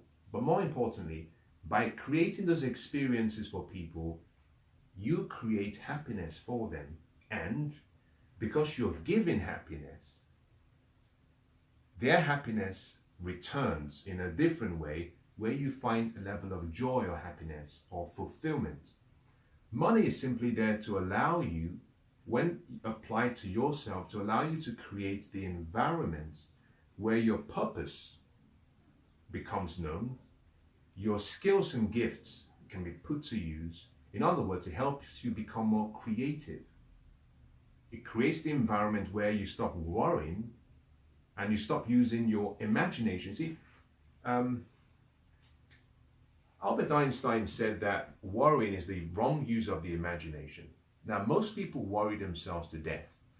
And research has shown that the one thing most people worry the most about is money. More importantly, the lack of money. So, if you eliminate the worry of money, then your imagination, which is your higher faculty, can now be used for what it does best, which is to create. So money is simply there to create the environment for you whereby your creativity, which is the most important thing we should do, can soar. And by creating and using your creativity, you create opportunities to solve problems for people, to create value, and the compensation is you get more money.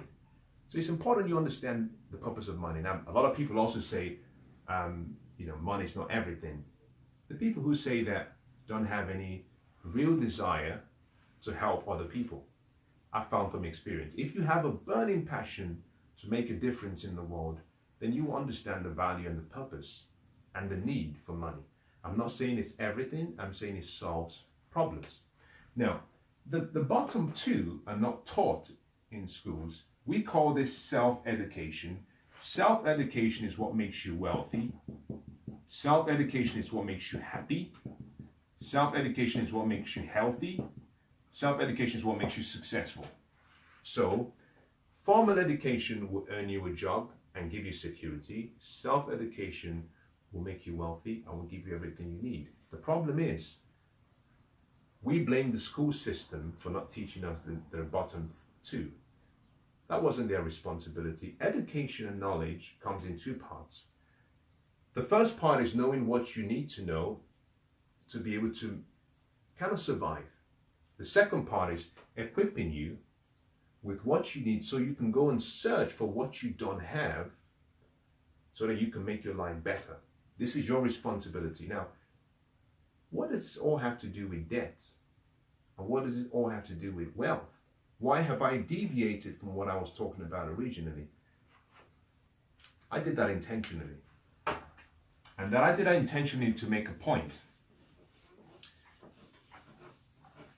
I started by talking about that you should quantify your debts.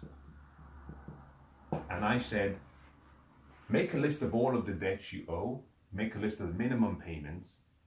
By doing that, what you've done is you can establish a timeline for paying off the debts for each account. But I said that you shouldn't set a goal to get out of debt, set a vision. And that took me down the path of talking about education. And the point I was bringing in education was to simply say, whilst you're trying to get out of debt, you've got to educate yourself. Because all of what you need to create success will not come from what you were taught or what you learned through formal education. It will come through self-education. So under the quantify section is very simple. Make a list of all your debts you owe, the creditors, make a list of the minimum payments. If you divide the amount owed by the minimum payment, you get a time, an indication of how long it would take to pay off the debts. Obviously, this excludes the interest rate payments. Because if you make all the minimum payments, you're stuck. Now, one of the things that took me down the path of talking about education is simply this. This is what I was trying to get to. Most people don't understand what a credit card is for. And most people don't understand the intentions behind every credit card company. And I want to share this with you so you get it. A credit card company is not there to help you. They're there to make a profit. Now, they make a profit by enslaving you for as long as they can. And to do that very well and successfully, they offer you what they call minimum payments. So, for example, they could offer you a credit card of £12,000. You can spend the £12,000, and if that's the debt you owe, they might say you have to pay just £40 per month. For many of us, it might also come in the form of a loan. We hear this low down payments and we love it because we think it's just £40. The problem with this credit card is if you make the minimum payments only on a credit card, you end up paying between 4 and 5 times the original cost of the item. But in addition to that, if all you make is a minimum payment, it will take you between 15 and 21 years to pay off the entire balance. Now think about this, 21 years. In this case, maybe what you paid for was a car. The moment you paid for this car and you drove it off the lot, this car reduced by 25% of its value. So this car was probably worth $9,900 10 minutes after you drove off the lot. And every year it depreciates in value. So by year 21, this car you bought for £12,000 is roughly about, who knows, £250 in value. But by year 21, you would have paid roughly about £70,000. Well, if I'm being quite, let me not be over dramatic, you would have paid approximately £50,000 if all you made was the minimum payment. The point I was making is this. Financial education, which is the 4th level, is extremely important. Is extremely important, and you should not rely on schooling to teach you this. Now, you can be financially illiterate, but you're technically competent. Academically, you're a genius. Financially, you're ignorant. Reason, you haven't acquired the knowledge. It's like a key. If you walk up to my house and I give you a bunch of keys, There's a key for the front door, gets you into the lobby. There's a key that gets you through the back door. There's a key that gets you into the lounge, a key into each and every bedroom. But the key into the main entrance door does not open the door to the bedroom. You need a different key. That's how life works. There are keys to success, keys to wealth. You need every single key. So the point I'm making with this is simply, education is more important than you've ever thought about or considered. Credit card companies are there for one reason: to part your hard-earned money from you and keep you as a slave. Now, once you've identified and you've quantified your debts, you have an indication of how long it will take to pay off the debt. Number two, control your debt. How do you do this? Just stop spending. I know it's easy to say. For so many years, I went into credit card. Now, let me share my experience with you so you understand that this is coming from a place of pain. I know what people feel when they talk about being in debt. When I came over to England, to London, from Africa, I had never left Africa before. And at the time when I left Africa, we didn't understand what credit cards were. You know, there were no credit cards. We never had them. Yes, we were financially challenged, but there were no credit card facilities in the country at that time. Now, if there were, we just didn't know about it. So the concept of you could spend money that you don't have it was something that was new to me. We had very little, so we didn't spend a lot. So coming to Europe, and I got introduced to a piece of card that could allow you spend. You didn't have the money, but you could spend it, and then you could make minimum payments. For me, that was like heaven. So I got a lot of them, and I got into debt. And it took me a while to get out. But here is the point. If you're going to control debts, you've got to stop spending. It's really that simple. Imagine yourself on a boat. You're about 25 feet from Niagara Falls. The boat you're on has no motor, and you have no paddle. If you choose not to stop spending, and if you choose to keep going into debt, then you're like a boat. You're in the boat 25 feet from Niagara Falls. Your downfall is almost inevitable. There's nothing you can do. There's no need to pray. It's too late. So the recommendation is, if you find yourself in a pit, you've got to stop digging further down, because there's no way you can come back to land. You got to control your spending, and you do that simply by making a decision that you will stop accruing more debt. Stop using the card. In other words, if you want to do this well, eliminate the cards. Chop it up, cut it up, get rid of the card, but eliminate your credit card so you don't keep spending. The next thing you must do is, because your spending is based on two parts, what we call necessities and what we call wants, I have found, but also from my experience, that I didn't get into debt for necessities, not because I had to pay for grocery shopping. I went into debt primarily because I was paying for things I didn't need. So the recommendation is this: why don't you start paying cash, so that you're aware of what you're paying, because it's very easy to put it on the card. Pay cash so you become more aware of what you're spending money on. Now, once you've done the control section, we move very quickly to what we call reduce your debt.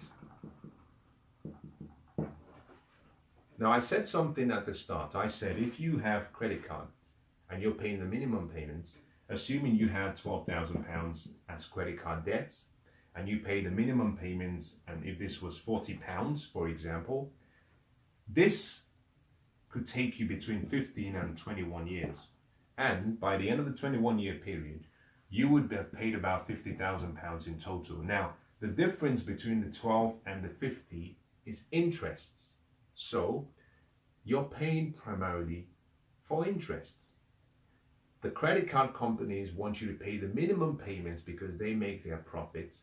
by getting you to pay for long, because they make money through the interest. So if you want to reduce your credit card debts, the first thing you have to do is reduce what you're paying in terms of interest. Two ways to do this: renegotiate your credit card interest rates. The biggest light bulb moment for me was recognizing that when I was in debt, although I was deep in debt, I used to be scared. I used to panic. I used to think the credit card companies would come and get me, until I understood that I had the power. If you're in debt, you have a great bargaining position. Why? The companies need you to be in debt. That's how they make money. Credit card companies don't want you to pay off the full amount every month. They don't make money if you pay the full amount because they don't charge you.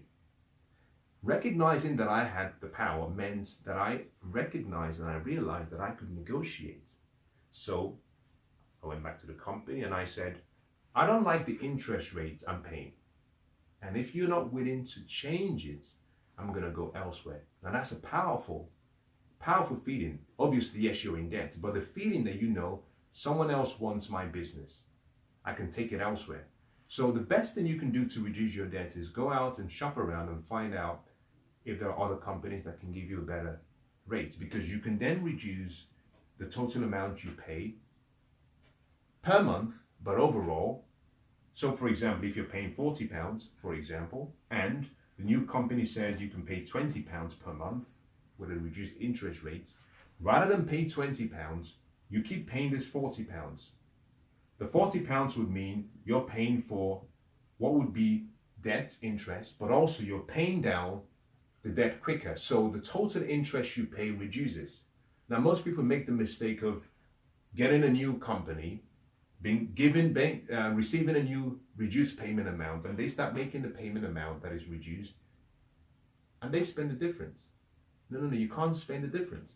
You must put the remaining back into the card to pay the debt off quicker, which means you reduce the total amount of time you'll be in debt, but also you reduce the total amount you pay overall. So you reduce your debt by negotiation. Now, the last part of this 4-step process is elimination. I said this is the most important and the best part of the whole process. Elimination begins simply by taking steps to get rid of all of the debt. How do you do this? I talked about the 65-35 plan previously. And as part of the 35 plan, I talked about 10%, which I said was your passive fund.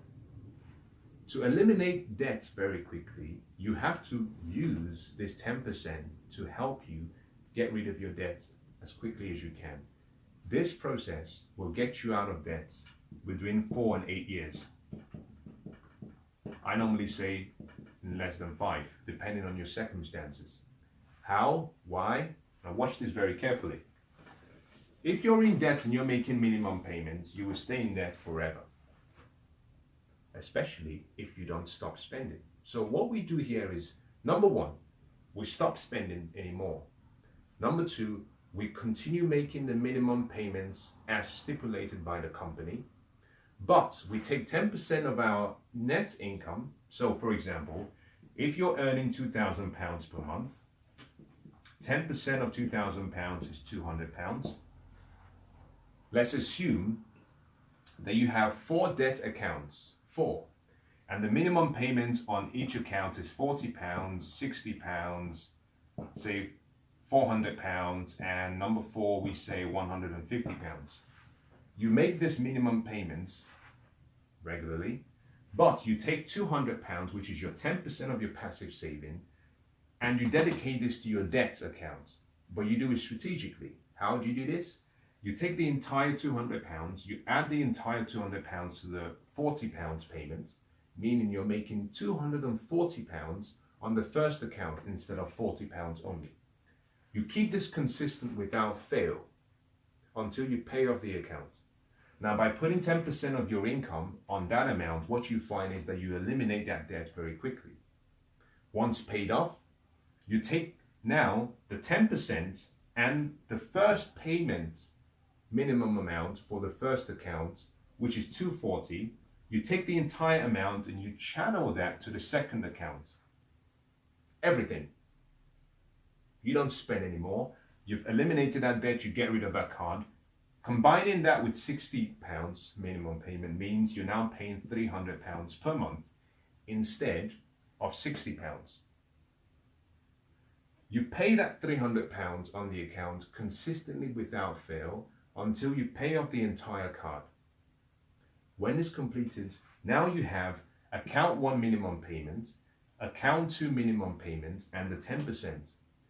£300, you take the £300, you add it to account number 3, meaning you're paying £700 instead of £400. You do that consistently until you pay off the entire card. Repeat the same process for the final. You take the 700, you add to the 150, meaning you're now paying 850 instead of 150. This simple method alone will get you out of debt, personal debt, within 4 years, 5 years at the most. It's powerful. It's so simple. It sounds very simple. Give it a try. Now, you don't have to worry about which debt you start with because it works so quickly, it doesn't really matter. What I find is if you start and you eliminate the first debt and the account is closed, you start to develop a level of inspiration because now you can see that it works. Progress creates pleasure. The more you progress, the more you feel good about yourself. The more you can see a light in that dark tunnel. Do this and you can eliminate all of your debts within 4 years, 5 at the max. But when you've done all of this and you're out of debt, now think about this, watch this. Let's assume that in total you were paying, this is 100, 500, 650 for your debt account. But also you will add in £200, which means you have £850 that you will put in towards your debt account. This payment process would have created a habit whereby you would have been living within your means. Now remember that you already have 65% as your expenses, what you're spending is a budget. So, and you're taking 10% of your passive income to get rid of your debts.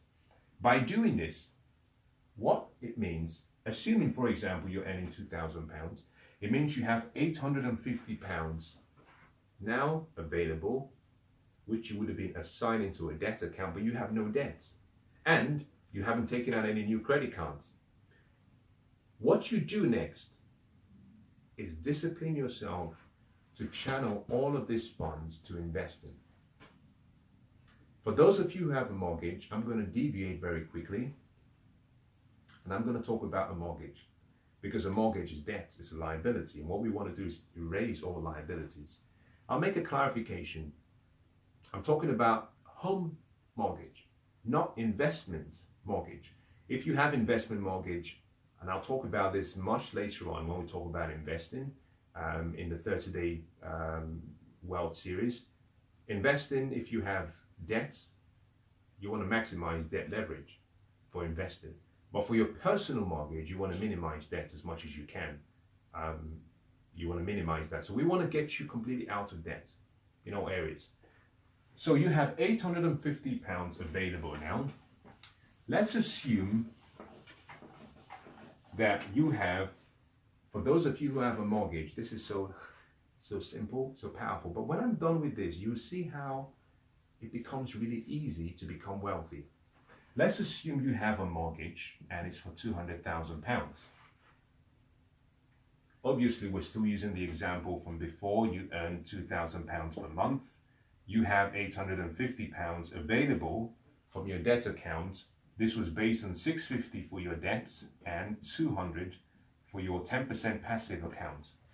Let's assume that for this account, you have, in this instance, a mortgage of £750 per month. Let's just assume that. Let's assume that you took out a 30-year loan and you have 30 years left. Or maybe you took out a 35-year loan and you have 30 years left. You paid off 5 years. The biggest rip-off of the construction and banking industry is the 35 or the 30-year loan mortgage. like the credit card companies, it's a scam. The companies recognize something that most people don't. Remember I said that we have academic, we have professional education, but we lack financial education.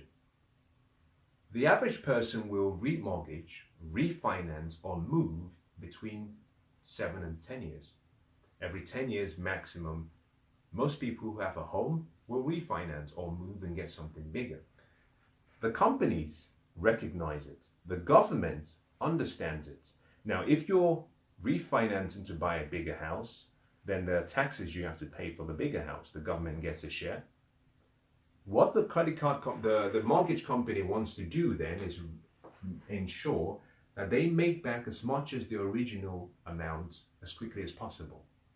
As quickly as possible. Now, this £200 loan is what you've obtained from the bank, for example. But the payment you have to make, the total payment at the end of the 35-year period, this could be £450,000 in total, including interest.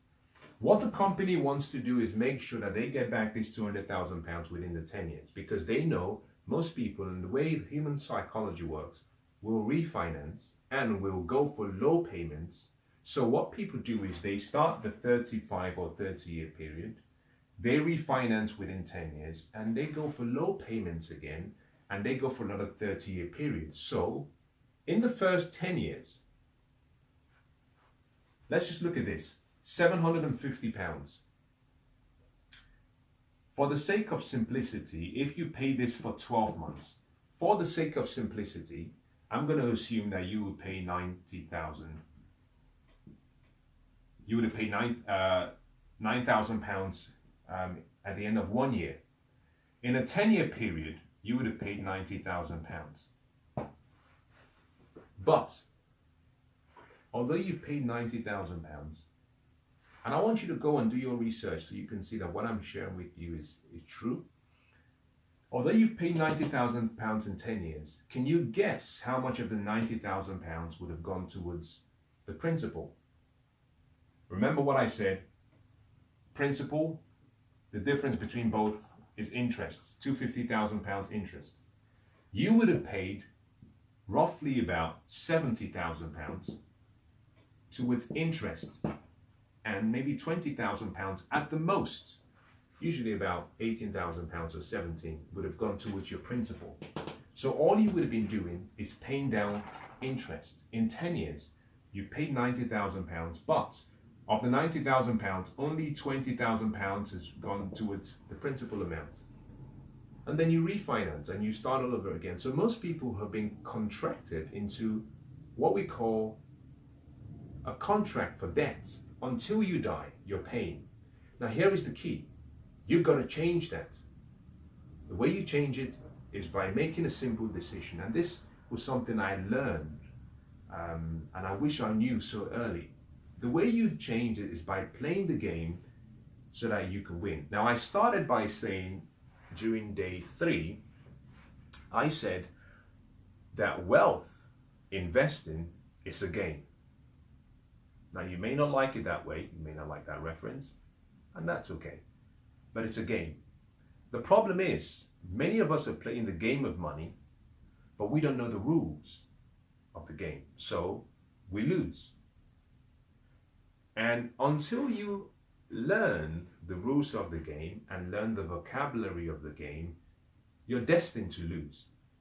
It was only until I started to learn some of these ideas I'm sharing with you and make changes in my life that I started to play the game to win. If you want to play the game to win and become financially free, the first thing you have to do is go back and renegotiate a 30-year loan. My recommendation, ask the bank for 10 years. Ask the bank for 10 years. Option 1. Most banks will accept that. Some will recognize that by going for 10 years, they lose out. They might say no. If the bank accepts 10 years or 15 years, they might say, well, you're paying $750, so we have to increase what you pay every month to $1,000. Or maybe they say, we have to increase it to 1,100. Perfect. You accept it, it means you have to pay an extra £400 per month. However, you have 650 in your debt elimination account, which is available. So you take £400 from there and you channel it towards this new remortgaged amount, but now you have a 10-year mortgage.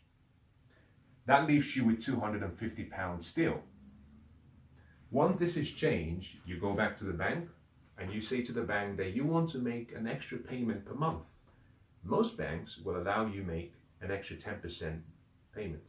Some will allow you make much more than that. If you make the 10% payment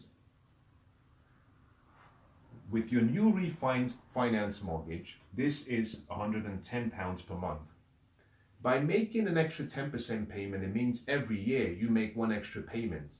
Every year you make one extra payment. That one payment you're making has to be specifically directed towards the principal, meaning you must tell the company, I'm making this payment to my principal alone, not principal and interest.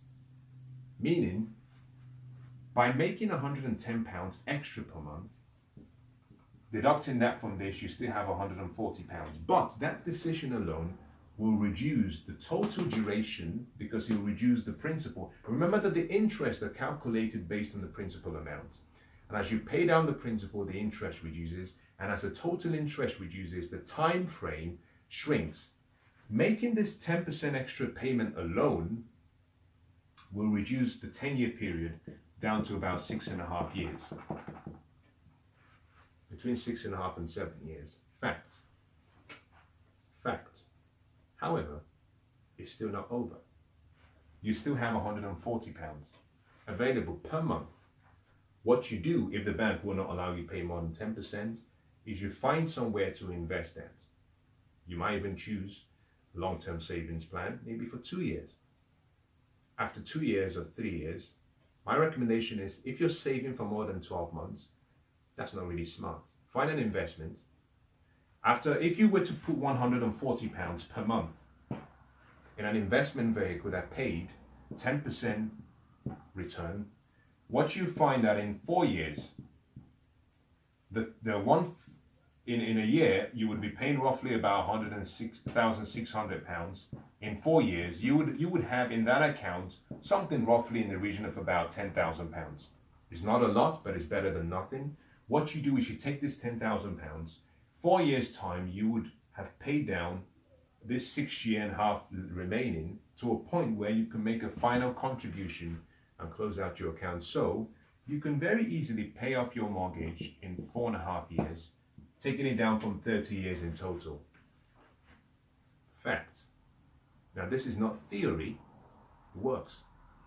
It works. The problem with most people is even when they refinance and they have an opportunity and there's a saving, they spend it. The key here is, like I said to you at the start, the principle of wealth begins with number one, pay yourself first. Number one, pay yourself first. Take that portion and invest. The investment will start to produce profits, dividends, royalties. Don't spend the royalties, take everything and reinvest. That process is simply a process of taking a seed, putting the seed in soil. The seed starts to grow. You take the interest. The interest is how you water the seed. The more you put this interest and profit back into the soil to nurture the soil, the more this grows, and in a short time you have a big tree. That's how you create wealth. You reinvest the interest created. So you can eliminate all of your debt by following the process I've shared with you. Now that brings us to the end of today's session, and I hope you found it to be quite interesting. If for example you don't have a mortgage, obviously the last session might have been perhaps not as productive for you, but it's important because there's someone you can help. But also at some point in your life you'll probably be thinking about maybe getting a property, or maybe you've gone past that process and you already have everything you need. You don't need a new property. Then I guess it's something you can teach others. In tomorrow's session, we're going to move into day 6. Day 6 is going to be quite interesting and exciting. I'm going to suggest that for day 6, that if there are any actions or any activities that you should have done from day 4, that you go back and close those actions, because this is a flow to what we're doing here. I don't want you to lose out or drop out anywhere along the way. You can go back and listen to all the previous sessions and find time to do the activities, because in day 6, we're going to kick it up a notch. Now, let me summarize what I've talked about today. I started today talking about the 65-35 plan, and that is simply the plan that gets you financially free within 10 years. Now, before I go there, I have to just apologize, because I started by explaining how to eliminate your debt. I showed you how to do all personal debt. Now I showed you how to do all of your, say if you have a home and you have mortgages. By doing what I've shown you, you would have eliminated all of your debts. I said that your home mortgage may be within 4.5 years. One of the things that I didn't tie into the previous session was at the end of the personal debt session, we had £650 available, plus £200. This was your 10% passive. This was your minimum payments from your debt. So we had 850 in total. No. Apologies for that. We had 450, I think, and this became 650. That's correct. Apologies for that. And I said the key to wealth is when you've eliminated all of your debts, you reinvest. You now channel all of this towards creating wealth, investing automatically. The principle applies to eliminating debts. For your debt, we said you had £750 as your initial debts for mortgage, your repayment amount. Yes, we deducted and we said you had this refinance to £100 per month, and then you were putting an extra 110 per month, and that left you with roughly about 140 balance. But in principle, what this means is that if you kept your original repayment, initial payment plus the debt amount, you would have had in total 1,400 after you've paid off all of your debt, everything paid off. I want to show you how sometimes if you can, I said this in day 1, that your past and your present doesn't have to be your future. I'm not too concerned about your past. You paid a price for your past. We all have. Let's not pay twice. I believe whatever decisions you made in the past and I made in the past, that we paid a price for it. Let's move towards the future now. So I'm not concerned with what you did in the past. I'm more concerned about your future, but your future only becomes reality based on what you do today. So what we have to do is discipline ourselves. This is how wealth is created. It's not where you start. You can start in debt, but there's something called desirable difficulties or desirable challenges. You can be born poor, and many people say I was born poor and they remain poor. And I often say it's an advantage if you use it. If you use it, it's an advantage. You've been in debt for so long, you can become financially free, and you can achieve financial freedom and wealth quicker than someone who was never in debt. Why? Because I've taken you through a very, very challenging and a tough, what I would call process that you have to go through for so many years. One, you start with a budget, 65-35. Next, you want to eliminate your debt. You focus on paying off all of your debt. You pay off all of your mortgage. You've developed good habits now. You've conditioned yourself to live within your means. Now, you have £1,400. However, you were still going to have 10% for active investments. Remember the 65-35 plan? We had 35%, 10% was for active, 10% was for passive, which we used, 10% was for charity, 5% was for fun. So you still have 10%, which is £200.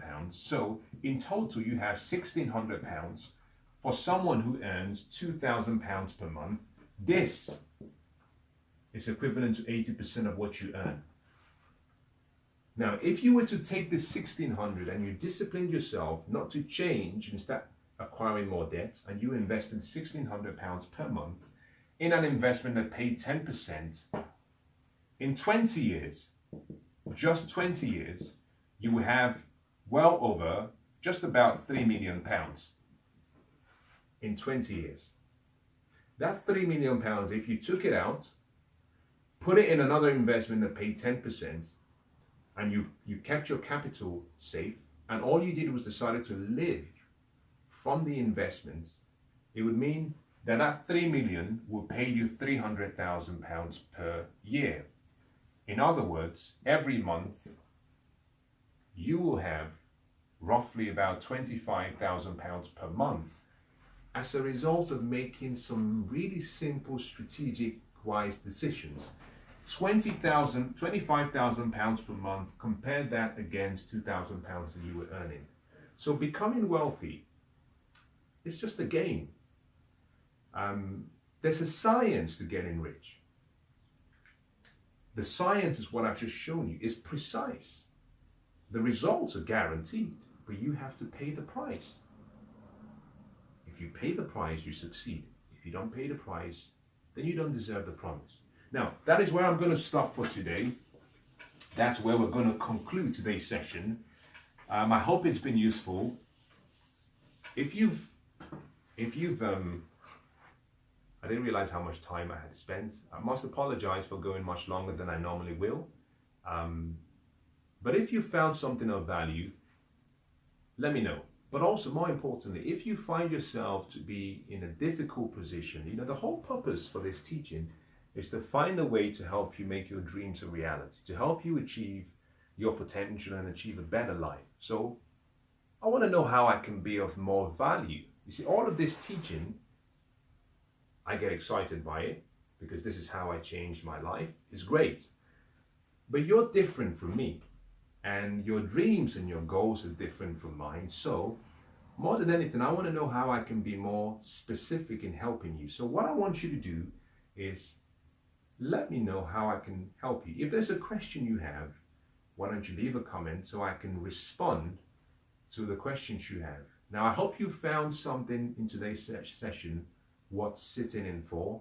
I hope you have a lot of notes, but more importantly, I want you to go away and try and apply all of these knowledge and information in your personal life and see how we can start to change and build a really beautiful future for you. I want to thank you for your time. I want to thank you for being here with me. As always, it's a joy to come into your homes, and it's a joy to spend part of your life with you, which is time. I wish you the best, and I'll see you tomorrow for day 7 of Understanding Wealth. God bless.